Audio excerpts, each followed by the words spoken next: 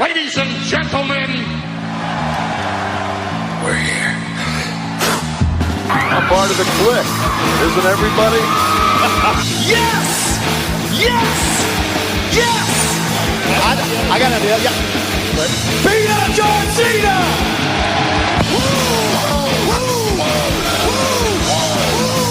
Give me a hell yeah! Oh, a little bit of the bubbly. Too sweet!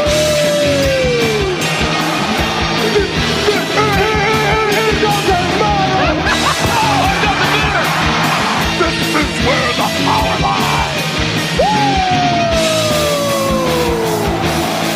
I am the man. Beat me if you can! Come on!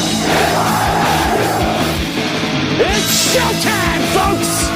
The following episode is scheduled for one fall, and it is for your listening pleasure. This is In The Kliq. What's up, everybody? Baby Huey here, and joining me once again is my good brother from the Bulletcast. It's Philip. How's it going, man? Introduce me right. The Podfather? No. The freshest, clean haircut podcaster in the world, Philip? I mean, that's also true. 25-year-old piece of gold. The messiah of the microphone. The greatest sports recreational podcaster in the world today. The Valkyrie King of the Great White North. Why? Because I'm Toronto's favorite honorary son. Yes. The California Classic. Let's keep it going. The main event. The icon. The showstopper. We're getting a little too far into it. I was going to say, man, you have like a whole accolades list of just accomplishments now. You're like Kenny Omega. This is turning into a Kenny Omega intro. So you and Kenny Omega are one and the same. I'm just saying. Don't ever say that to me again. You and Kenny Omega are besties. One is the best athlete on the planet. The other one is Kenny Omega. I mean, let's not even get into conversations like that. I mean, I have a lot of nicknames and monikers and whatnot. You know, Cody's the American Nightmare. I'm the African American Nightmare. So it just kind of works. I mean, he's gonna have a little African American Nightmare in a little bit, but it just kind of works. It just kind of works out, you know. Yeah.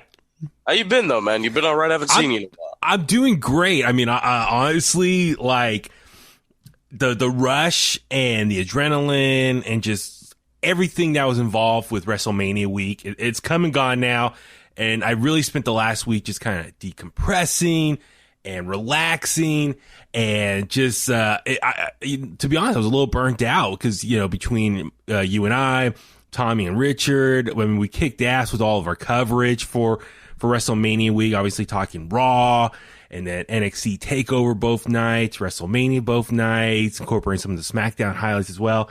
So, and then the Alexa Bliss interview. It was just so much went on during WrestleMania week. I was a little burnt out. So literally I spent the majority of this past week just resting, catching up, trying to do other things around the house I've been meaning to get into. So it's good, but no, it's the weekend now. It's been a week since WrestleMania. So now it's like, okay, I can start revving up the engines again. And now I've had a little bit of time to rest. Let's get back into the flow of things. And it's post WrestleMania now. And I'm getting the good vibes going again, that I'm ready to jump back into this. So here we are, back for a new episode of In The Kliq. So much to get into post WrestleMania. It's not post WrestleMania. We have WrestleMania Backlash. I know. Don't even get me started. Like, what's the point of that? Is that just supposed to be? It's a whole pay-per-view dedicated to like the fallout of WrestleMania. So it's just gonna be all rematches. I mean, technically, that's what Backlash already means. I don't know why you need the WrestleMania. Maybe it's just for the Drew and Lashley match. Maybe that's it. I would hope so. But that's the thing. I'm like, why you gotta call it WrestleMania Backlash? You're just setting up, or you're just trying to telegraph that these are all going to be rematches or scenarios played out from WrestleMania. So it's really like a repeat. So like, why should we care? Nobody really cares about pay Backlash anyway. I would say Backlash as a whole. I mean, I don't know. I'm trying to think. Has there been a really good Backlash pay-per-view? Hasn't that been kind of? Yes. Which yes. Oh God, let me think. See, you're thinking about that. Well, before go ahead, think about that. So, no, but before we get into talking the Raw after Mania, and of course, well, with you on, we're gonna talk some AEW stuff. But before we do, Philip, yesterday was a big fun day for yourself. You got to go out and experience some pro wrestling live in person. I mean, please tell us all about it. Before I get into that, last year's Backlash produced the greatest wrestling match ever. How could we forget? Oh, that's right. Edge versus Randy Orton. Yeah. How could you forget that? But what were we talking about? Ugwa. I was there live. Level Up, San Jose. It was nice. It was a little tag team tournament for the Ugwa Tag Team Championship. Shout out to the world's freshest tag team. Interview coming soon. Nice. On the Bullet Cast, got that done. Yeah, man, it was fun, dude. You know, saw the homie NorCal wrestling. Me and my coworker, we went out there. It just it felt normal, baby Huey. Yeah. So what? Okay, the location itself. You said Level Up. That's in San Jose. What is that? It's an arcade. Oh wow. Place. Okay.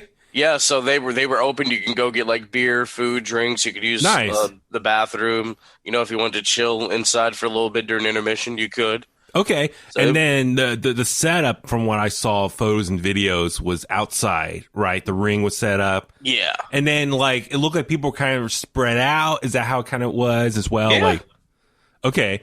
And then I saw, like, there's some benches or like, picnic tables as well. So it seemed like they had a pretty cool setup out there as far as, you know, trying to maintain social distancing, but also with the ring set up and spread out and stuff. So it seemed like a really cool setup. And I mean, I already saw Ugwa is going to have a couple more shows coming up. I think the next one in May. So it looks like they're trying to get back into like the monthly shows again, and Level Up looks like it's going to be kind of like their current home right now. Just from my own observations, I have no idea, but I mean, I know before the pandemic, the Ritz was like their home base for shows. Yeah, it's right behind the Ritz. Oh, it is. Okay. Yeah, it's right behind there. So I mean, it's right behind the Ritz and Level Up, so it's like perfect. Okay. Awesome. Okay. Now, I really like that part of downtown San Jose as far as convention centers, a few blocks over, big parking garage to park in, and just, you know, that part, you know, before the pandemic, I remember on the weekends if I was down there, I used to have a friend that worked at the Ritz and stuff, and they have some good shows over there. So I remember just chill out over there. That was always just a fun area to hang out and explore. So, you know, hopefully in the near future, it will kind of get back to that way again. I mean, I think we're on the right path right now. Currently in California, the eligibility has expanded. If you're over the age of 16, you're now eligible to get a vaccine. So, but for yourself, Philip, was it kind of like everyone was, you know, all wearing masks and stuff? From what I saw, everyone was wearing masks for the most part and all that. Yeah, everybody was wearing masks, but you didn't even think of COVID. You know, you didn't even think about it. It didn't even cross your mind. Yeah, you were just like watching wrestling and just being entranced by the art form of sports entertainment. So I mean, it was cool. It was a nice sense of normality. I enjoyed it. Next week, I will be in Oakley. You can catch me at a YWA Feeling Myself. It's a nice little show that's being put on. I think it by Juicy Fianu. He's been making a name for himself over the last couple months, going out to GCW and whatnot. So I believe he's putting on that show. So, okay, and I see East Bay Pro Wrestling is going to be doing a show in early May. So it looks like locally here, as more and more people are getting vaccinated here in California and Northern California, it looks like some venues are starting to open up a little bit more at a certain capacity. And then with that being said, it looks like some of the local wrestling promotion, independent promotions are getting back to trying to put on shows. So I don't know, from my experience, just observations like that was kind of like a little bit of a test run, and maybe more wrestling promotions will start putting on more shows again. Hey, West Coast, APW, if you're listening to this, we're ready. We are ready. I'm curious what's next. Because, like, okay, All Pro Wrestling is probably the biggest promotion here in the Bay Area. Yeah. West Coast has made a lot of traction in the last couple of years of their early existence. Hood Slam, they put on an amazing show as well, you know, over the Oakland Metro. East Bay Pro Wrestling. So East Bay Pro Wrestling, the one in May, from what I've seen, that's their first show with a crowd in attendance, because they've been doing like some of the online stuff, like empty arena warehouse shows and kind of their own little Thunderdome in a way. Yeah, so they would film that and put it online, and you could pay and watch it, stream it online. So that's very cool what they were doing. So, but for the bigger ones, even, big time wrestling, I don't know what their plans are, but anyway, with the bigger promotions, I'm curious what their plans are, timeline of what maybe they want to start putting on stuff again. Yeah, I think for like APW and West Coast, like I don't think they don't want to just do one and then like have to wait again. I think they want to when it's safe to do it on a consistent basis.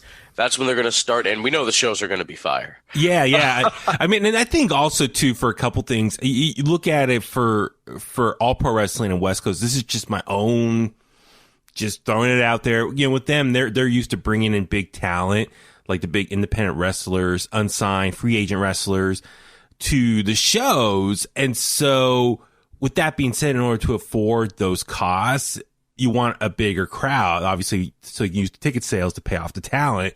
So that's why I assume APW, West Coast, it might be a little bit longer till they start putting on shows again, just so they can have a bigger crowd and therefore, make some money and actually pay off the talent that come in. So it's a catch-22. You want to see them put on shows, but at the same time, we're so used to them bringing in the top stars. In order to have the top stars, you need a bigger crowd. And, are we at that point yet of allowing crowds in?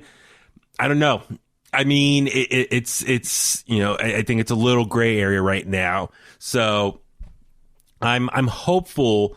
My, just early observations, if the vaccines keep going well as far as distributing them to the masses, hopefully maybe by mid-May, late May, we're at a point now where we can have some larger events indoors. So it's they're chipping away.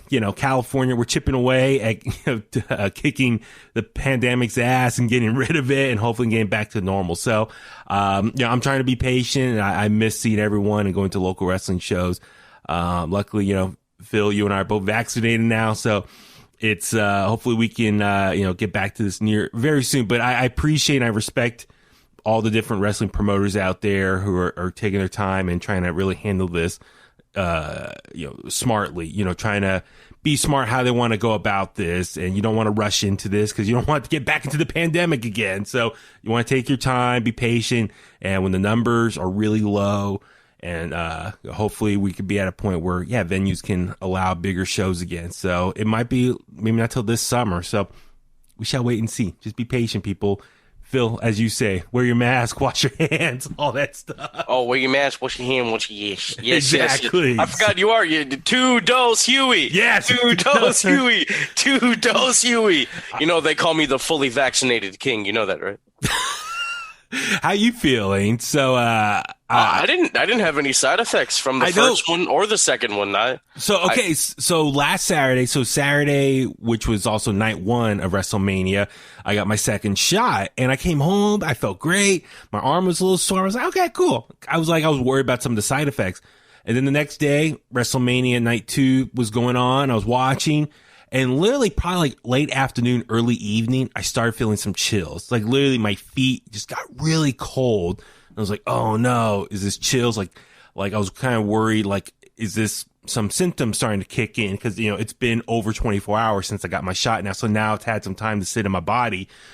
And so I just was like, I need to rest. And I was like, I got to watch the show though. So I was like laying in bed, trying to watch the show, like trying to take notes. I barely was taking notes cause I was just, I was like starting to feel my feet and my body getting cold. I tried to put a heater, I went to my brother's room, tried to put a heater on my feet, trying to warm up and stuff. But I was like, you know what? After the show's over, I need to go to bed early because I got work the next day.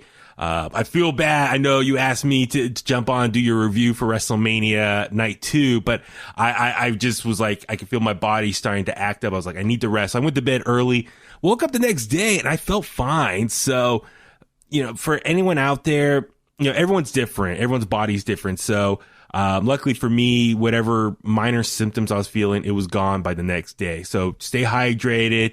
I took some ibuprofen early in the day, and I took some Tylenol later on the day. So just get some rest, hydrate, you should be fine. So I'd rather have this than getting COVID. That's my thing. Absolutely. I asked you to come on, and you said no, and I'm like, oh man, Huey's too big for us. No, it was not that. I think I was literally like, I had to get to bed early. Like, now I'm telling you now, but I was trying to tell you via text. I was like, I was feeling the chills, and I was like not feeling well, and I was like, you know what? Let me get some rest. And then sure enough, but the next day I felt fine, back to normal again. So.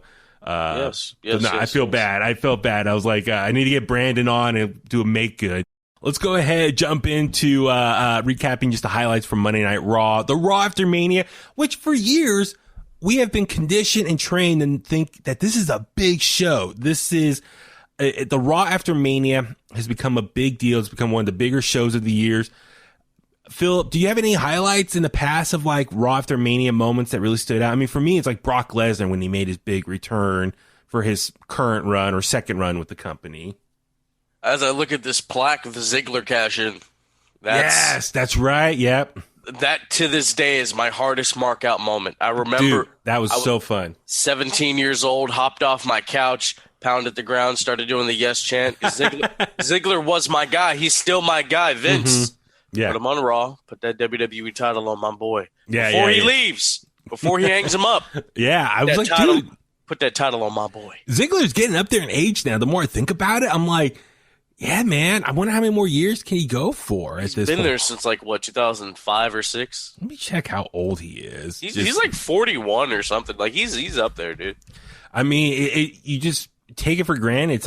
Yep, he's 40 now. He'll be 41 in July. Wow. I mean, that's the thing. It's like guys like him, we're just so used to seeing him. We forget that they've been around for a minute now, a long time. Him and The Miz. It's pretty crazy. And he's never really been out for a significant period of time with like an injury, if I remember correctly. I mean, there was the concussion that cut the world title run short, but other than that, no. Yeah. So with that being said, like the Raw after Mania, in many ways, is supposed to be a big deal because it's usually big return. So anyone who we didn't see at WrestleMania or didn't get booked for WrestleMania or has been gone off TV for a while, or whatever the case may be, someone coming back from injury, NXT call-ups, Raw after Mania in recent years has turned into a big show. You need to tune in. They got the big hashtag Raw after Mania, and you're expecting all these big surprises. And there's been some amazing moments, and I was going to say this Raw after Mania was very lackluster and probably one of the worst in recent memory. I don't know about you, Philip. What do you think? Yeah, there were big surprises. They just waited later on in the week and released people. That was your Raw after Mania moment. You know? Exactly. You know what? I didn't even watch the full show. I just watched some highlights. I'm gonna be real with you. That's all good. I wasn't all that excited for it. You know? It's it was very kind of disappointing. Probably the biggest return. We got two big returns, I guess technically, was Charlotte Flair, but she was only gone for a few weeks with the COVID stuff and some other stuff going on in her personal life. And then the Viking Raiders, that was a big surprise, big return. Shout out to them because they came back in 7 months. On the Bullet Cast, yeah, we call because they've had so many different names. We call them the Viking War Raider Experience. That's a good one. What's his name? Oh my God, I'm spacing out. It's Ivar, right? Ivar, that's right. Ivar. God, he was Hanson originally. Yeah, but Ivar, it was 7 months ago. He had that match on Raw, and his neck got hurt, and he's supposed to have neck surgery. And at the time, the early diagnosis was supposed to be out for a year. So the fact that he's back after 7 months, that's amazing news. That's like John Cena level of coming back from an injury. John Cena would have came back in 3 months. I was going to say John Cena can't stop him. So it's that was a very cool surprise. I will give that. That was very cool. They took on Cedric and Shelton Benjamin, and they picked up the victory, rightfully so. You make a big return. So the Viking Raiders, for me, I'm excited just to see what they can do. Maybe picked up what they left off. Hopefully they'll go more of the serious route, because remember, before the injury, they were kind of more doing the comedic stuff with the Street Profits and some of the other tag teams there. But with them being back, I'm happy that they can kind of like really beef up the tag team division and maybe start putting on some more banger matches and just really help that tag team division, which seems really thin right now. But so I'm just super happy. I don't know, any early reactions to seeing the Viking Raiders back on TV? It was cool. Were they tag champions? I think so. At one point, they were Raw, right? Right. I feel like they were the tag champions. Let me double check. That's the thing about those tag titles. You don't know who's been champion. Let's see. Yes, they were champions. Okay. Yeah, they took them. Dolph and Robert Roode. That's right. And then they actually dropped them to Seth and Buddy Murphy in January 20th, 2020. Jesus. So their reign only lasted for 98 days at the time. So yeah, they are former NXT and Raw tag team champions. So.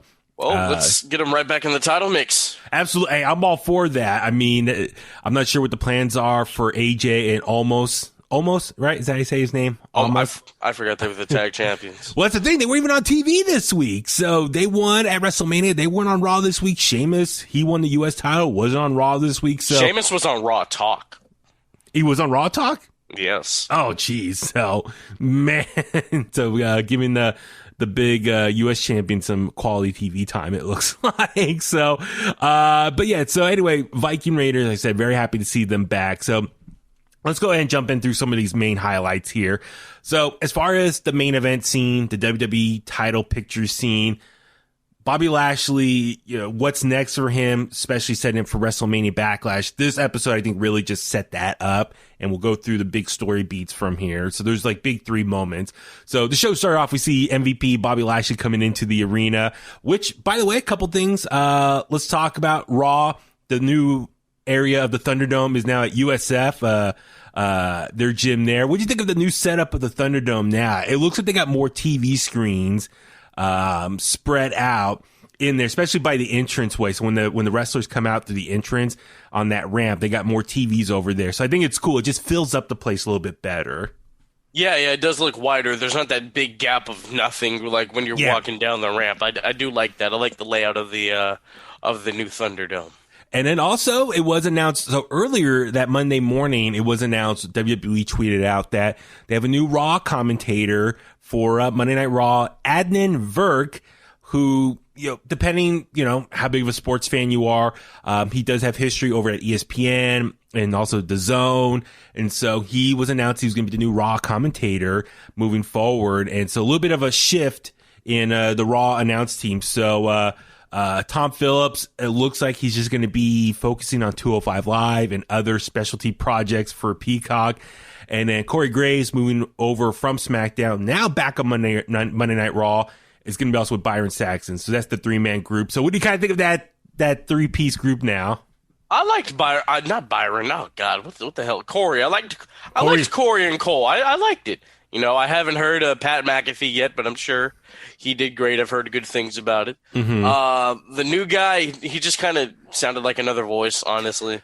That's the thing. When I was listening to him, like he definitely sounds very polished, mature, but not a lot of color there as far as like animated, if that makes sense. You know what? If he gives us what a maneuver, if he gives us one of those, I'll love it.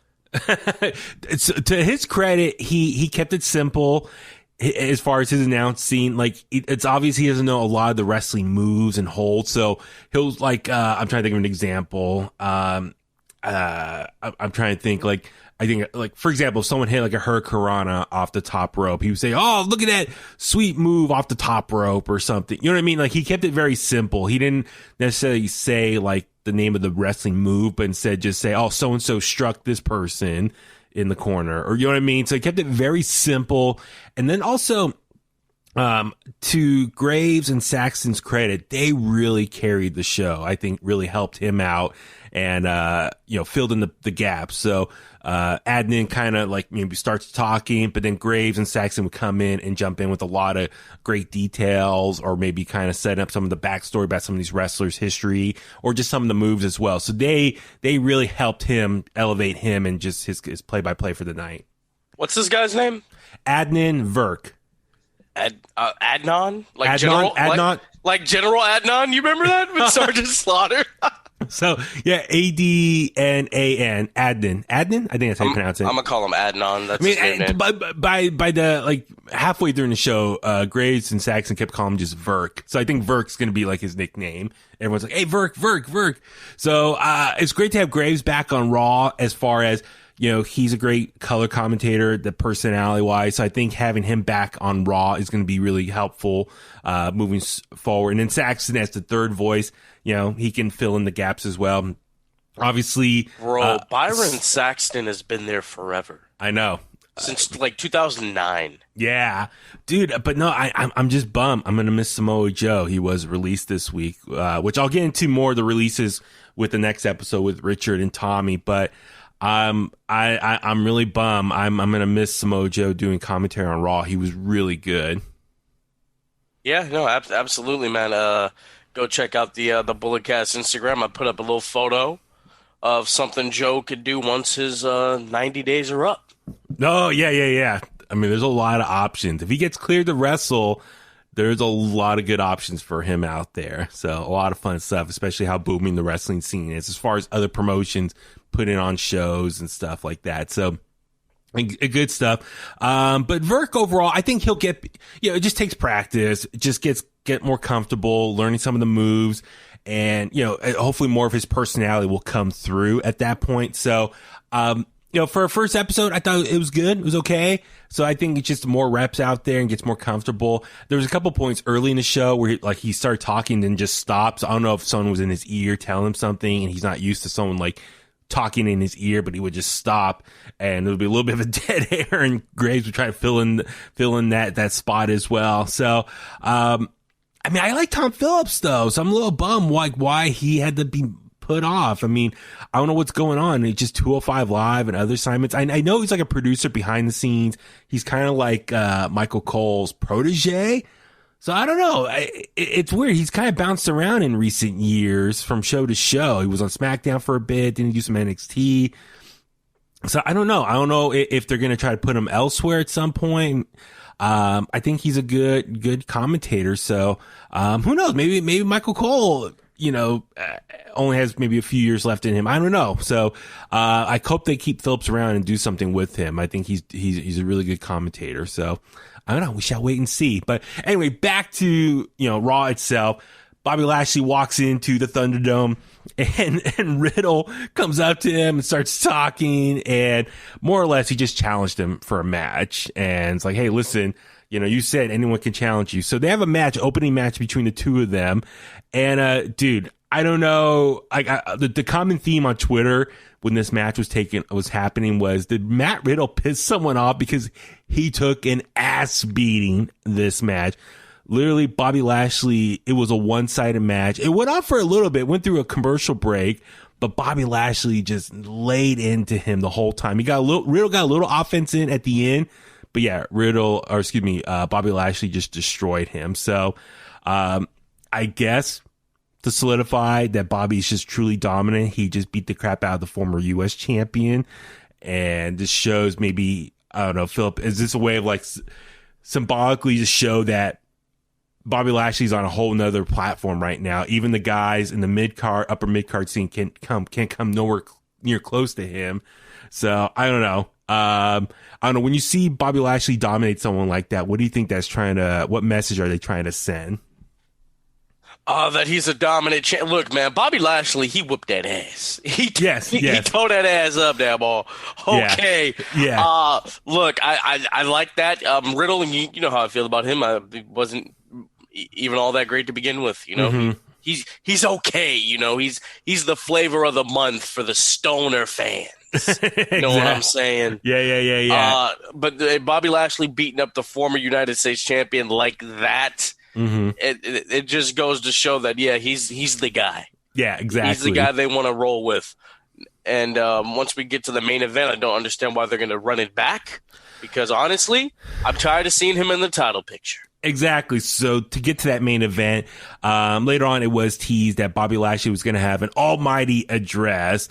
Instead, MVP comes out to the ring by himself and explained that Lashley wasn't there because Lashley just felt disrespected and didn't want to experience any more foolishness like what he experienced earlier in the night with Riddle. But MVP, I really enjoyed. He put over Drew McIntyre as a warrior. And then Drew McIntyre comes out, interrupts him, and they go back and forth. And then Braun Strowman comes out, then Randy Orton comes out, and they all have a reason why they want to go after the WWE champion now. Braun Strowman, he beat Shane at WrestleMania. Randy Orton, he beat The Fiend. The Fiend storyline's behind him now. So all three want a chance at the title. Strowman and Orton won at WrestleMania. Yeah. Drew McIntyre didn't win at WrestleMania. Yeah. Why was he in this match? Exactly. Braun Strowman said, dude, you lost. You go back at the end of the line now. I won at WrestleMania. They could have threw Sheamus out there. Exactly. So it led to all three of them having a triple threat match, or Adam Pearce comes out and then, say, hey, all three of you can have a triple threat match at the end of the night. So the main event itself was the triple threat. I actually enjoyed this triple threat. I thought it was hard hitting. McIntyre, Orton worked together, trying to, take out Strowman. It was a very hard hitting match. And then eventually, we saw Randy Orton, Drew McIntyre fight on the outside until Orton chucked him over the announce desk. Then Strowman ran over to Randy, nailed both of those guys with the steel steps. And then Strowman, he went back into the ring. Orton cut him off, hit him with the draping DDT off the ropes there. And then Randy Orton gave Strowman an RKO, but Drew McIntyre broke up the pin by giving Randy Orton a Claymore. Braun Strowman rolled out of the ring, and the Drew McIntyre pinned Randy Orton to become the new number one contender. And it's going to be Bobby Lashley versus Drew McIntyre once again next month at WrestleMania Backlash. So I enjoyed the match overall. It was hard hitting, all big guys just taking each other out and having a lot of great spots in this match. But yeah, Philip, I am with you. I think it's a little too soon to have this rematch again. So a couple things. Randy had to jump hella high for that RKO. Yes, that was cool. Yeah. Look, Drew, he doesn't need to be there. You don't want to become the guy that needs the title. You don't want to become that guy. Mm-hmm. Triple H, did he ever need the championship? Let's be real. At the latter run, no, but he had it. Yeah, you know what I'm saying? Cena didn't need it all. Cena and Randy, they didn't need it all those times, but they had it. Because they were at a different level. You know what I'm saying? Yeah, well, I guess it's just kind of interesting, and this is something to kind of keep an eye out on moving forward, is outside of Bobby and Drew, and I guess now Strowman and Randy, is there really anyone else that's a big enough name to go after the WWE Championship? I guess Braun, he's kind of fought his way back to the top with the whole Shane McMahon stuff, Randy with the Fiend stuff, but yeah, there's not a lot of other top contenders. When he's cleared to go, put Keith Lee up in that dang. I know Keith Lee. I think Raw is really missing Keith Lee because I think what's going on with Jeff Hardy? I don't know, man. He has not been on TV. I know him and Matt, their dad passed away. Yes, condolences, recently. Obviously. Yeah. But even before that, he wasn't being really used for anything. That's a baby face you could throw out there for a quick pay-per-view thing. Yeah, that's what I'm thinking. Long term, I just, for me, I'm a little frustrated because I don't want Drew to take on Bobby once again a month later after WrestleMania. And it's what's going to happen? Either Bobby's going to drop the title to Drew, and then so Bobby Lashley's title reign will still feel kind of short. And then for Drew, will he get backlash, no pun intended, from the WWE Universe? Be like, dude, you just took the title off the guy that we've been wanting to see champion for the longest time. And I kind of want to see Drew go more on a chase, a babyface journey to try to get back up to that main event scene or a redemption story. You know what? The draft needs to be after WrestleMania. It desperately needs to be after WrestleMania, like it used to be, April or May or something like that. Yeah, I'm fine with that because we need some new foils, we need some new challengers, we need to shake things up. Yeah, and then the other thing too is, remember a couple weeks ago when Drew went to the locker room and was like, "Who's gonna come fight me? Try to take me out?" And he went into Braun's face, and so I kind of thought him and Braun, they can have a quick program post WrestleMania. And so when I saw this take place here at this Raw after Mania, I was like, oh, well, maybe it could be Drew and Strowman for a month or two, but it's not. It's going to be, looks like Drew versus Bobby. I don't know where they go. Does Braun and Randy have a program as well? And then the winner of that becomes a new number one contender. I don't know. I would like to see Drew versus Braun just to keep, Drew busy outside away from the title scene, and then give Bobby out some other contenders to keep him occupied. So that way we're not going to get burnt out of seeing Bobby versus Drew. I like that matchup. It feels very special, but if you give it to us too often, too soon, it's going to burn out quickly. And that's what I'm getting frustrated with. So I don't know. We'll wait and see. We'll see how Raw goes this week and whatnot. So, the other big thing was, Rhea Ripley taking on Asuka. They had a WrestleMania rematch. I'm like, is that kind of just lazy booking? It's like, all right, we got the Raw after Mania, SmackDown after Mania. Let's just have book some rematches. I think to me, it's just like, we just saw these matches at WrestleMania. Do we need to see them the next night again? Yeah, that devalues them. And then, like, I remember, like, a WrestleMania rematch when I, like, during the PG era or Ruthless Aggression era. Yeah. It would be a rematch from a couple years ago. Yeah. So, like, let's say Batista and Triple H would wrestle each other a couple years down the line on a Raw and WrestleMania rematch. Stuff like that. Before that, we see Rhea Ripley cut a promo backstage, and literally the new guy, Kevin, I think that's his name, Kevin Patrick, is the Irish guy. I like that guy. I like him, too. He was looking Rhea Ripley in the eyes, asking a question, hand the mic to her. Rhea Ripley did not once look at him when answering the question. She literally was staring off in a distance, and it looked like she was just reading off some cue cards.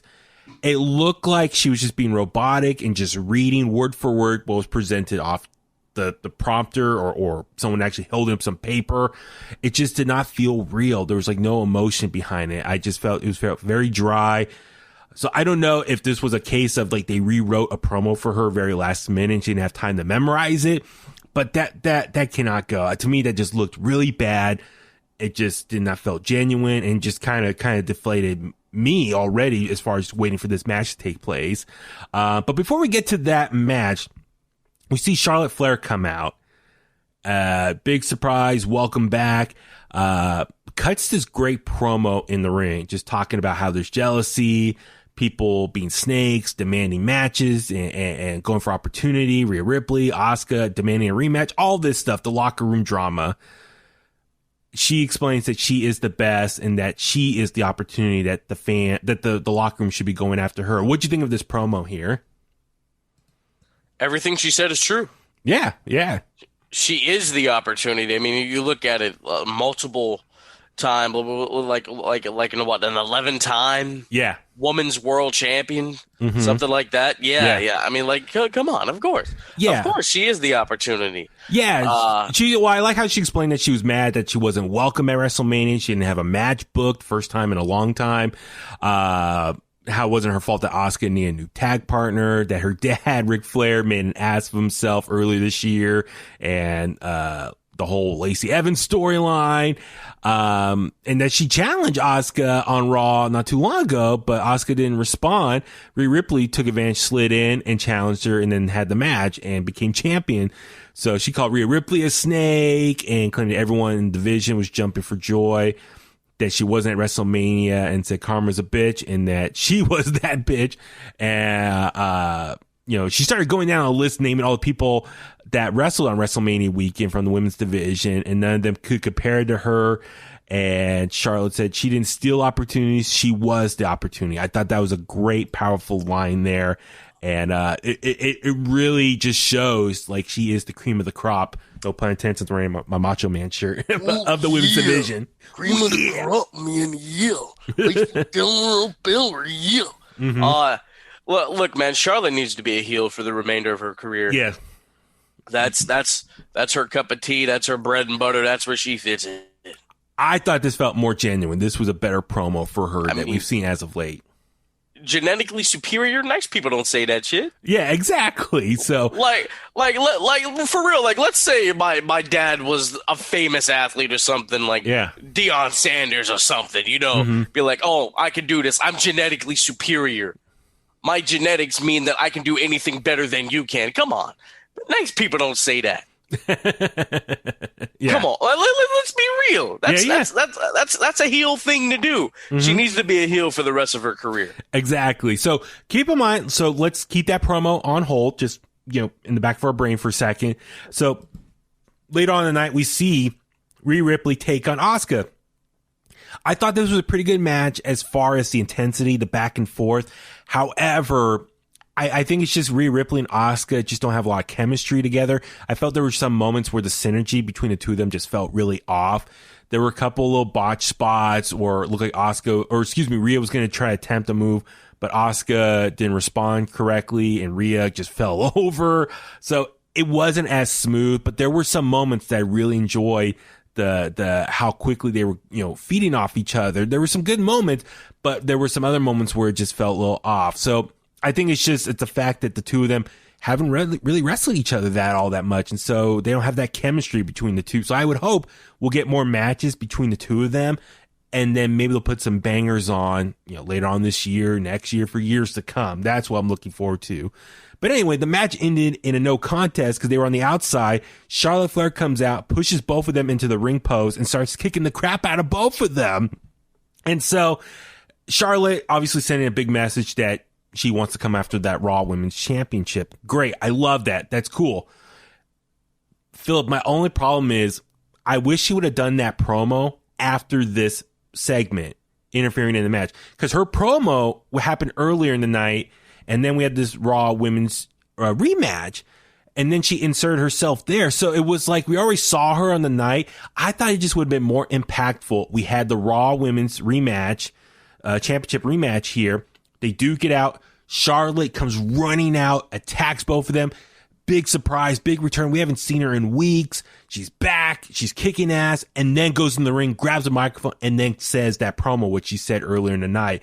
I just felt that timeline of events would have just had more of an impact, and it would just been cool. Be like, oh my God, Charlotte Flair's back. She made a surprise return. She kicked both their ass, grabbed the microphone, says she's the opportunity. It just would have had a better feeling. Just, you know what I mean? From a story beat standpoint, it would have made more sense. It just felt a little out of place. Like, okay, she got a promo earlier in the night and then she comes back later and attacks them. It would have been cool while in the moment after kicking their ass, grab the microphone full of adrenaline and just starts, just gushing and just, venting all her frustration. You know what I mean? How that would have made more of an impact. Does that make sense? Yeah, that would have been great, but this Raw was whack. They didn't think about that. Exactly, I know. So, a couple more things real quick we'll touch on. So we saw Alexa Bliss back with another edition of Alexa's Playground, and she more or less just said that she doesn't need the darkness anymore. This was a very interesting timeline. She kind of just expressed or explained her whole timeline of working with the Fiend, how she's become very powerful enough on her own, doesn't need the darkness, aka Bray Wyatt. She has a new friend named Lily, which is this puppet sitting next to her, and then we see the puppet come alive on the screen and make a snarl face. So and then later on the night we see a new episode of the Firefly Funhouse with Bray Wyatt back as like Mr. Rogers-esque, and he said witches be wilding, and do you know what that's code for? No. Bitches be tripping. Okay, yeah. So the rabbit inside the house said it was very lonely without her. So I guess referring to Alexa Bliss, and Wyatt says, well, we have each other still. Everyone else that's still in the house. Bray Wyatt said he felt reborn and everything will be fine because he will return. I guess alluding to the Fiend, and smiled and waved. So is this gonna be like Bray versus Alexa Bliss now, and who's more powerful as far as the darkness goes? Bray versus Alexa WWE Intergender Championship. Book it. Or like a Firefly cinematic type match. Like who's more powerful now? Bro, what if they do that? Oh God. It's gonna be kind of interesting. See how this plays out. It's almost like the protege becomes more powerful than the master. I guess that's what they're trying to say. So it's kind of like a Star Wars type thing, a horror version, wrestling version of Star Wars. I don't know. We'll see how that goes. So, I'm trying to be patient and dig this, but I just feel like it just kind of keeps dragging out. And it's like, okay, where are we going with all this? I feel like the Fiend, we can spend a whole hour discussing the Fiend's whole career run thus far and just how, I don't know, good or bad it's been as of late. So we'll still get more of this on the next episode of Raw. A couple of more things real quick. We saw Miz TV. We saw Miz and Morrison come out. Maurice was there talking about their new episode of the reality show. But it looks like Morrison is a little bit of a conflict. Like he just feels kind of on the outside, he's not in the loop on, whatever Miz is thinking. So do you think Miz and Morrison are going to break up and, maybe Morrison becomes a babyface here? I guess, but then what happens after that? Yeah. I mean, that's what happens. Is like what happens next with Morrison. I hope Morrison goes on a babyface run, maybe comes, maybe has a chance to go for the U.S. title, maybe WWE championship at some point. I like Morrison. I think he could be a top, person for Monday Night Raw, or at least in the title picture. And then last but not least, we saw Nia Jax, Shayna Baszler take on Mandy Rose and Dana Brooke. It started because Nia and Shayna are watching some of that footage from WrestleMania when Mandy Rose slipped. Mandy comes in, pissed off, says, "Hey, stop watching it." And then Mandy and Dana beat up Nia, leads to a match that night as well. And then it was just kind of a stupid finish. They're having the match, and then Nia's outside. She slips while entering back in the ring, gets pissed off, and Mandy and Dana just run out and are laughing. Says, "It's not worth it. We'll just take the count out loss." I'm like, this is ridiculous. Bad logistics. Like, what? This is ridiculous. Like, you're in the middle of the match. Why all of a sudden just quit? Because Nia's pissed that she slipped entering the ring. It's like, if you win here, you have a chance to have a title shot down the road. It just doesn't make sense here. Like, Philip, I don't get the logistics of this all. Nia was angry, and once she got them, she wasn't going to let them go. Yeah. She was going to wreak havoc on both of those ladies. Yeah. It was bad. I honestly, I watched some more highlights earlier today before we did this because I forgot what happened, and I'm like, oh God, it's a good thing I didn't watch this whole show. Yeah, like I said, for a Raw after Mania, it felt very lackluster, unaspiring. Nothing major happened. No big returns. No NXT call-ups. It just felt like very, I don't want to say boring, but it just wasn't like, oh my God, that was so awesome. I'm going to be excited for WWE, for Raw, the Raw brand for the next couple months because they got all this new fresh blood or changes coming their way. It just felt like it's very lackluster and just kind of disappointing. So I don't know. Hopefully maybe they'll turn things around this coming episode of Raw, but I don't know because here we are on the road to WrestleMania Backlash. And yeah, based on this episode, I don't have a lot of high hopes right now. So I don't know. We shall wait and see. All right, let's move on over to this week's episode of AEW Dynamite. Before we do, I do want to apologize. Sorry, we didn't have a proper AEW review last week just because there was so much going on. It was WrestleMania week, and we had 2 nights of TakeOver, 2 nights of WrestleMania, Raw, SmackDown, interviews, so much going on. We just didn't have time for AEW talk, so I feel a little bad. But honestly, Philip, I watched last week's episode yesterday just to catch up. Nothing too major happened other than the Young Bucks turning on Jon Moxley. And they officially lined themselves with Kenny Omega.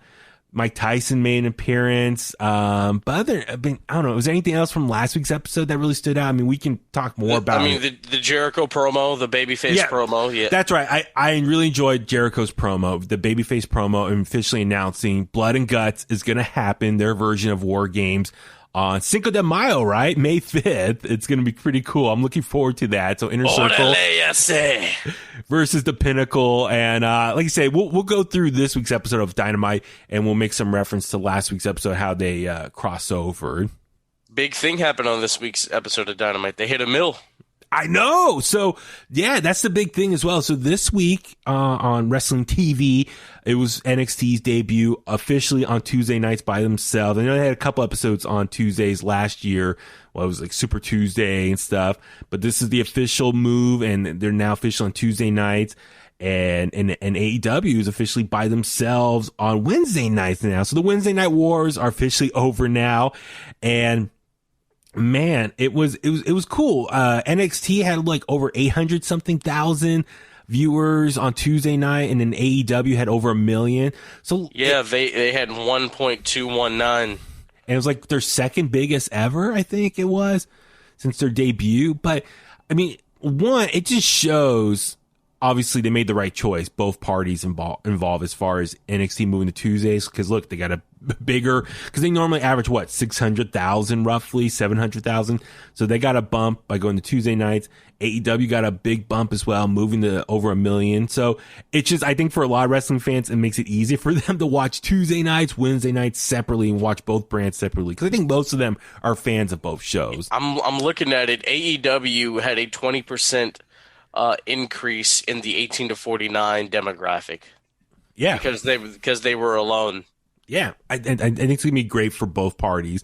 NXT, I think, is going to do much better on Tuesday nights, and AEW is going to do really good on Wednesday nights by themselves. So I think for the big picture, it's going to be great for everyone involved. So, all right, so let's go ahead and talk about this week's episode of AEW Dynamite. And the show kicked off when we saw the highlights from last week's show, the conclusion, how the Young Bucks turned on Jon Moxley, super kicked him, and we see Matt Jackson cut a promo and said, Jon Moxley, we thank him for pushing us over the edge. We're no longer just a club of friends. Throwing up a hand gesture. We're a family that loves and hugs. And Don Callis, when someone is right about something, they're right. He said that we've changed. I'm no longer content, Nick. I think it's time we brought back those old Young Bucks. Better yet, I think it's time we show the world a newer, better version of ourselves. And you see them cut their pants, the little frayly, fabric off the side of their pants. So then, also we then saw Iron Mike Tyson, attempt to film an introduction for Dynamite to say how excited he was to be a special ringside enforcer tonight, but he was interrupted by MJF. What do you think of this whole segment between MJF and Mike Tyson? Bro, he really said, "Hi, I'm Mike Tyson." I loved it, dude. And Tyson, it comes off so funny when he's trying to be serious because of the voice. He ripped the check of MJF. I thought it was fun. It was funny because MJF was taking digs at him, saying, I was a little too young when you were in your prime, but my dad told me a lot of great things about you. And so he was kind of kept digging at him, but trying to be positive and wanting him to join him, the Pinnacle. And yeah, the check he offered, and Tyson just ripped it up, put it in his mouth, spit it at him. So I thought it made for a very fun segment. And then the opening match, it was the AEW World Tag Team championship match. The Young Bucks taking on the Death Triangle. This match went over 30 minutes, man. It was a very over the top match. What do you think of the opener here? The Young Bucks, they want to do something different. I need them to wrestle a different style.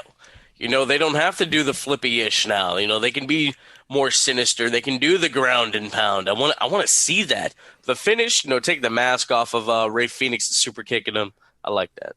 I like that a lot. Yeah, so that's the thing. Was okay, so we saw early in the night the video package that they got their edge back, and so they cut the fabric off their gear. And now they're wearing dark, gray colors, and they're wearing Jordans to the ring, some expensive shoes, but you know how much those cost? A few thousand, right? No, those are $11,000. $11,000 for one pair. What are they? What kind of shoes are they? They're Jordan Dior's. They're it's a whole other game. Damn, it's a whole other game. Man, you put a down payment on a house instead for those shoes. Man, you know how many little hoopty cars I can buy with $11,000? Exactly. I can buy at least 6. Yeah. Well, that's the thing. It's this match, don't get me wrong, very high flying. You got Pac, Ray Phoenix in there doing their thing, taking on the Young Bucks. A lot of great high flying spots, but this match just felt like any other match we've seen Young Bucks in recent memory. So you're right, Philip. As amazing athleticism it was there was nothing special here. Sure, it went over 30 minutes. Great for them. It took up the first quarter of the show. But if you were to let's say be away from AEW for a couple months and you tune in again, you would have no idea that they were heels now, because they didn't do anything different to separate themselves as far as this heel turn. They still did all the same spots that they always do, babyface or heel. So it just didn't felt anything different. That's what gets kind of annoying to me. It was okay, sure, you made some grouchy faces. At one point, they try scratching one of the backs of the opponent, but it's dude, this does not help. Other than that, you're still doing all your same spots. You know what I mean? Yeah. They need to switch up what they're doing in the squared circle. Yeah, they not got drastically, but I mean, they don't have to fly all the time. You know what I mean? Yeah, I think they need to start doing more heelish tactics in the ring. Like, instead of, doing some of the high flying spots that fans love to see, they're like, nah, we're not going to do that for you. Like, maybe tease it, but then like, nah, we're not going to do it. And they do something else. So, like, to piss off the fans. Cause like, if you're watching, you're like, okay, cool. It's just a regular Young Bucks match. I'm going to see all the same spots like I normally do. So I'll still cheer for them. It's like, no, you want to get some real heat. Do not give the fans what they want to see. I mean, how simple is that? It's anyway. Anyway, with the finish though, as you said, Nick Jackson rip off Phoenix's mask and they did the double kick. Now I get it from a strategy. Like, they rip the mask off, Ray covers his face, and then since he can't see, the Young Bucks super kicked him, and then they made the pin. For me, part of it is like, okay, how bad do you want the tag titles? This is for the tag titles. Like, who cares if people sees your face or not? You know what I mean? It's like, okay, he ripped your mask off, but you have them for a chance to beat the tag titles. Like, okay, it's the tradition in Mexico, man. That's the thing. It's like, tradition or not, man. It's like, do you want those tag titles, man? This is your first gold. It's like in America, like having the American flag on the ground is a no-no. You know what I mean? I know, it's but kind I'm of the like, same thing with the mask. But my thing is like, okay, you have one up on the Young Bucks here, and you have a chance to defeat them, but they rip your mask off, and all of a sudden you're just gonna give up and let them super kick you and take the pin. Like, no, okay, sure, you ripped my mask off, but I'm not gonna quit fighting. I'm gonna keep fighting and try to get those tag titles. That, like, it's gold, man. It's to be their first titles in the AEW. So anyway, that's why I was a little pissed off. It's like, I look at it like this. You're a little older than me. Remember when Ray took off his mask in WCW? Oh yeah, I saw that live. It was a big deal, right? Yeah. Because of the tradition of never letting people see your face. That's what played into the match here, and that's why it kind of meant something that he didn't try to defend himself after he was demasked. Mm-hmm. Yeah. So I don't know. I just was a little like, okay. I mean, I get it from like a strategy standpoint, and that was the one heelish thing that I felt the Young Bucks did right in this match, though, to get the win. It's like, okay. They're like, F this. We can't beat them, physically with the high flying stuff. Let's just go after them more mentally and disrespect them by ripping the mask off. So I get that part. So that, from a heelish standpoint, that makes sense. And then Nick Jackson looked at the camera and pointed to his brain. So, hey, all right, cool on you for that one. Next up, we saw Hangman Adam Page with the Dark Order backstage. Alex Marvez asked Page about Kenny Omega and his rekindled friendship with the Young Bucks. And you can see, Hangman looked a little distraught, a little upset, and just walked away. So hopefully this is going to be laying the ground for eventually Hangman to come after Kenny Omega. And really, like we talked about this before, I like Hangman. He could be, I think, Stone Cold for this generation, for the AEW audience, the loner, the badass loner, beer drinking loner.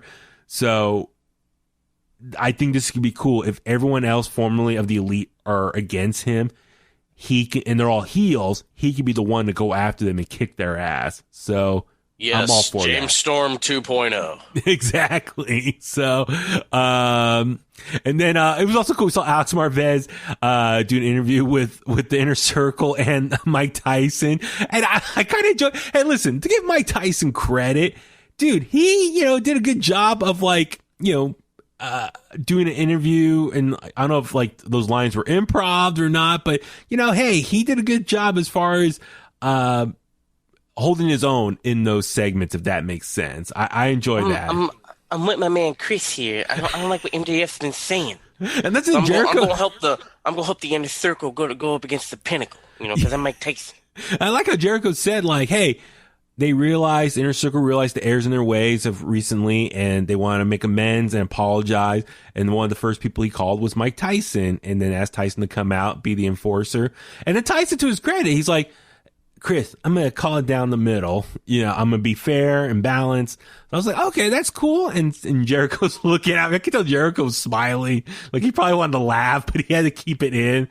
But, they shook hands and, be fair and all that stuff. So I was like, okay, cool. I enjoyed that segment between all of them. So, next up we saw Red Velvet take on Jade Cargill. What'd you think of this match here?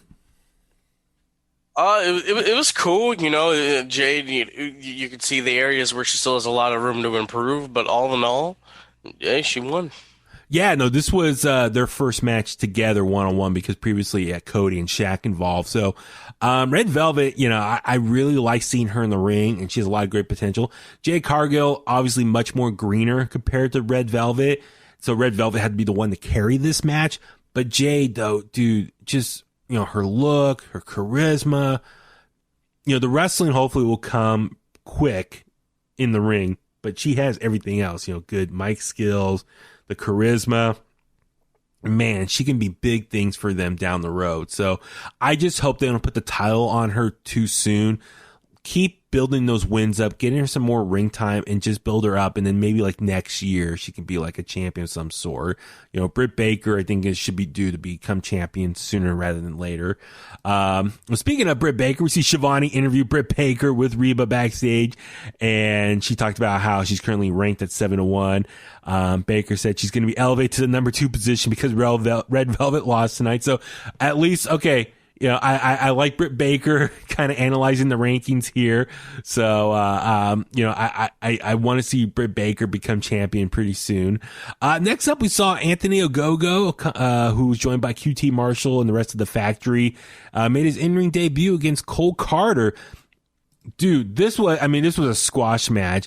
Anthony Gogo, he defeated, Cole Carter with the body shot. How'd you think of this finish here? I thought it was fine, man. I saw Walter beat a dude with a chop. I think it's okay. Yeah, that's the thing. A lot of people were like, oh, it's just one body shot and he knocked him out. It's like, dude, I don't know if you ever got like hit really hard in the stomach. Dude, that can hurt you and knock your legs out. We saw in NXT, a TakeOver, how, Finn Balor was working on carrying across his kidney area, and that would, send him to the ground. So, dude, a really tough body shot. I've watched it with my brother. There are some boxing matches where guys have gotten knocked out with a really tough body shot. So it's a legit move. Now, I know it's not as flashy and fancy as some over-the-top finishers here, but since Anthony Ogogo is an Olympic medalist in boxing, it kind of makes sense. So I'm all for that. Keep it simple, knock guys out. I'm kind of cool with that. What'd you think of the factory's promo? QT Marshall calling out Cody and saying like, I did all the work for you. You got all the credit. You couldn't make it in WWE. You had to go on the independent the promo scene. From last week. Was that from last week? Yeah. I thought it was cool, man. He said you had to surround yourself with vanilla midgets to look like a star, to feel like a star. I was like, damn. Yeah. That's what's up. Shots fire on that one. Next up, probably maybe match of the night or one of the matches of the night. We saw Dax Harwood come out, take on Chris Jericho. Mike Tyson was ringside as the special enforcer. Dude, it's been a minute since we've seen Chris Jericho have a one-on-one match in AEW. He's been doing a lot of tags and, multi-man matches here. But, dude, Chris Jericho looked good, and him and Dax Harwood had a really fun match here. What'd you think of it? I thought it was cool, man. Jericho doesn't wrestle one-on-one that often anymore, so now it's special when it does happen. And it was basically a walk and brawl. that's what Jericho's going to do now in his latter years. He did throw out the Lion Salt and the went for a code breaker and Judas Effect and all that stuff. But, yeah, I thought it was cool. Yeah, no, I really enjoyed this match. It was kind of more of an old school match, brawling all throughout the plays. And, a couple times, I think, Dax had the chair. Tyson grabbed the chair away from him. So, hey, Tyson did his job being special enforcer, trying to keep the peace or, keeping things in order for the most part. But the finish, we saw Jericho use a code breaker on Dax, but he couldn't follow up on that. So MJF and the Pinnacle stormed out on the ramp. Inner Circle came out afterwards, and all hell broke loose. We saw Cash Wheeler grab Jericho's baseball bat, but Mike Tyson wouldn't allow him to interfere in the match. And then Wheeler wound up the bat, but before he could swing, Mike Tyson knocked him out, and then Jericho nailed Hardwood with the Juice Effect for the victory. So I thought, and then afterwards, Jericho announced that Tyson was going to be ancillary member of the Inner Circle. So, very cool moment. I really enjoy this. Dude, Wheeler, give him credit, man. He took that punch good from Mike Tyson. Very fun finish. So, it's very cool seeing Mike Tyson, Chris Jericho make up after 11 years after their incident on Monday Night Raw all that time ago. So good stuff. We also saw a video package for Thunder Rosa, said she wants the AEW Women's Championship and the NWA Women's Championship. So it's cool. Thunder Rosa is going to be back very soon, and hopefully kick some ass. And then we saw Chris Statlander make her in-ring return against Amber Nova. It was a pretty one-sided match, but I thought Chris Statlander looked great. Physically, she looks great. She looks, as JR said, looks lean and cut and in great shape. What'd you think of the match here? I thought it was fine. I wasn't too heavily invested into it. Yeah. It was just, it didn't move me. Yeah. I mean, I think for anything, it just established that Chris Statlander is back, and she looks great shape, and I think for her, she looked great. It was a pretty short match, not necessarily a squash, but hey, it showed she looks great in there. And then the best friends came in, they had a big group hug, so that's all good. Then we saw Dasha interview Team Taz backstage, and last week we saw Taz wanted Christian Cage to join the group. Ricky Starks was pissed that they had to wait for his reply, so Taz told Starks to stay back, chill out, and that they were gonna go confront Christian Cage that night. Brian Cage also stayed back. So we see Tony Schiavone out in the ring to interview Christian Cage after the commercial break. And then, we see, Team Taz come out with his son Hook and Will Hobbs. They confront him. A pretty fun back and forth here between Taz and Christian Cage. Christian Cage told Taz, stay up on top of those steps. That way we could both look eye to eye to each other. So, short joke there. So, but then we saw our boy Will Hobbs go after Christian Cage and beat the crap out of him. So, and it's going to lead to a match next week. So, Philip, what do you think about Will Hobbs getting a big opportunity taking on Christian Cage? I'm happy for him, man. I mean, the Bay Area native, Oakland's most violent from East Palo Alto, as Moxley said, going up against the legendary Christian Cage. I'm all for it, dude. That's going to be nice. Yeah, so it was really cool. But yeah, Will Hobbs beat the crap out of Christian Cage all over the ring and outside as well. So really solidifying, like, hey, all right, you don't want to be with us, then we're going to kick the crap out of you. So looking forward to that match next week. All right, main event time for the TNT Championship. Falls Count Anywhere. Darby Allen defending against Matt Hardy. Now, this match, Philip, I don't know about you, I really enjoyed the match between Darby and Matt Hardy. But dude, there was so much outside interference and commotion going on. But what'd you think about the match itself? I barely paid attention, and then the outside interference, I'm like, okay, what's happening? Who's doing what to who? Exactly. I'm with you. It got a little too chaotic and it was just really hard to follow.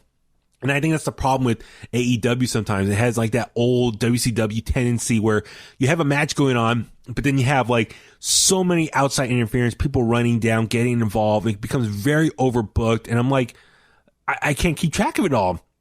Now, Darby Allen, I know he's very special. He has a big following. A lot of people love him.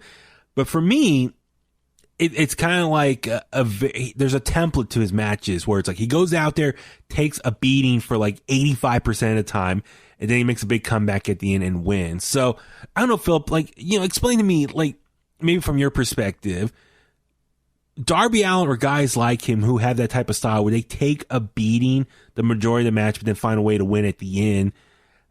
Like, I don't know, like long term, like, is that a compelling wrestler to get behind? I don't know. Like, I'm just like, I feel like his matches, we spend the majority of time watching him take an ass beating and then he makes a comeback at the end and wins. I'm like, okay, it's kind of like the same formula every time. I don't know. Like, is that good or bad for him, for the TNT Championship, for AEW as a whole to invest in a guy like that? Like, please, what are your thinking on that? I mean, they compare him to Jeff Hardy.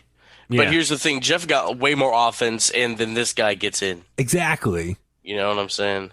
So I mean, it will get old eventually. Yeah, Like yeah. let's be real. I mean, I've said like he can do that for a little while, to get wins over people, but he's gonna have to have definite victories over guys eventually. And when's that gonna happen? And that's the thing. It's like I want to see him have a little more control and dominance in a match versus just taking a beating. It's like, okay, Darby Allen match is coming up tonight. Okay, great. We're going to see him take a beating for the majority of the match, and then he'll just outsmart someone at the very end. It's like, okay, like that becomes kind of old very quickly. So that story beat. So yeah, I want to see him become more of a credible champion and not just some guy who comes off being more lucky, if anything. But yeah, so Matt Hardy's group comes out, Sting comes out, makes the save, hands the baseball bat to Darby.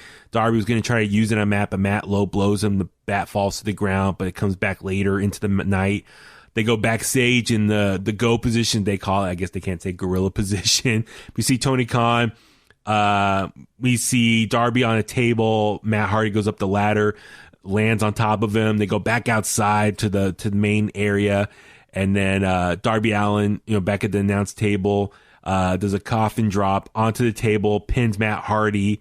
He also had the bat too, right? So Matt Hardy tried to powerbomb Darby Allen off the stage, but Allen escaped and used a low blow of his own on Matt Hardy. Darby picked up the baseball bat, smacked Hardy for a home run, as they say. Darby destroyed the monitors on the table, and then Darby hit Matt Hardy in the face with the baseball bat. He went up the lighting rig, which was up at least 20 feet high. That's what Jim Ross kept saying. And then jumped down, coffin drop on the Matt Hardy, pinned him, and got the win. So Darby Allen still champion. Matt Hardy took a beating. Very cool to see Matt Hardy put over Darby Allen like that. And, like I said, I like Darby Allen. Glad he's TNT champion, and I like to see that he's been like defending the belt more often on TNT every week, because we saw him last week with the match. So Philip, I mean, that's something we saw Darby do in a promo recently where he said like now he's done with Team Taz, he wants to be a fighting champion with that TNT championship and defend the title more often on a week to week basis. But with that being said, sure, I want to see you fight every week. But if you're going to have the same type of match every week, I'm going to feel burned out. So there's a catch-22 with all of this, with Darby Allen, as far as, okay, he's going to wrestle every week, but if you're going to have the same type of match all the time, getting your ass kicked, I'm not going to really believe you as a champion. So hopefully long-term, they kind of change it up a little bit, and Darby evolves into more of a tough, credible champion. So, I don't know. Anything else from the main event that stood out for you? No, not really. I mean, the little table spot's cool or whatever. Sting getting a little bit more physical, I like that, sure. But he needs to start actually having matches. He can't just keep coming out and doing the same thing. Yeah, that's the thing, too. Sting comes out and just, we saw, was it Lance Archer who make an appearance as well? And, like, I don't know, does Lance Archer want to take out Sting, or he just wants to show that he's better than Sting?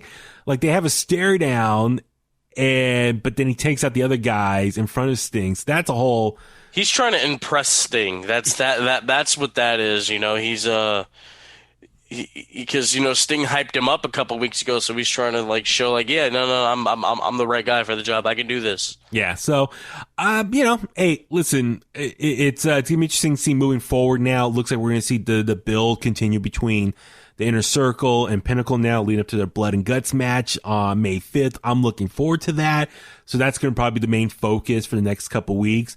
And then afterwards, what's next? Cody hasn't been on TV in a minute now. So Kenny Omega and his group. I want to maybe at another point get more into Kenny Omega discussion, because I'm a little kind of burnt out with his faction right now and what they're doing with that. There's a lot of stuff to look forward to and talk about on the next episode in the Kliq. But I think for right now, let's go ahead and start wrapping things up. Philip, where can the Kliqsters find you online? You can find me on Twitter and Instagram at HeelAntwine, HeelAntWyne. The Bulletcast on Instagram, at Bulletcast on Twitter, The Bulletcast on YouTube.